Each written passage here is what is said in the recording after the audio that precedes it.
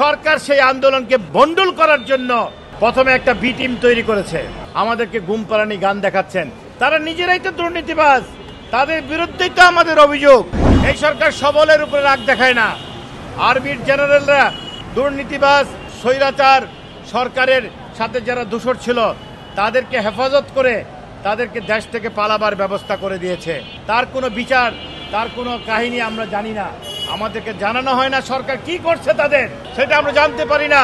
কিন্তু আমাদের মতো এরকম 41 দিনের শান্তিপ্রিয় আন্দোলন আমরা করছি। সেই আন্দোলনে সরকার কি করছে? সরকার সেই আন্দোলনকে বন্ডল করার জন্য প্রথমে একটা বি টিম তৈরি করেছে।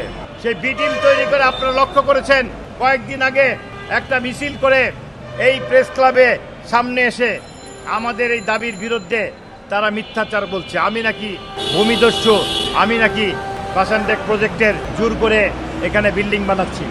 প্রিয় ভাই, বাসানটেক প্রকল্পে সরকারের 1 টাকা নগদ বিনিয়োগ নাই।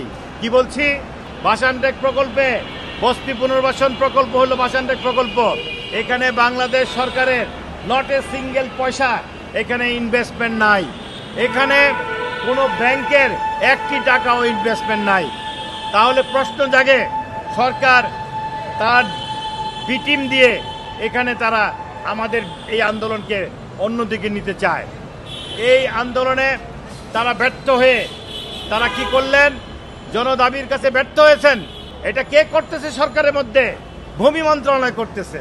কেন করে তারা?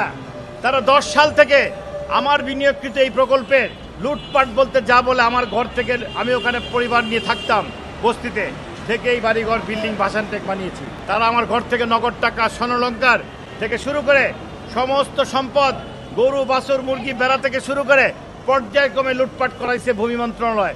ভূমি মন্ত্রণালয় সেখানে তাদের এজেন্ট নিয়োগ করেছে, সন্ত্রাসী নিয়োগ করেছে।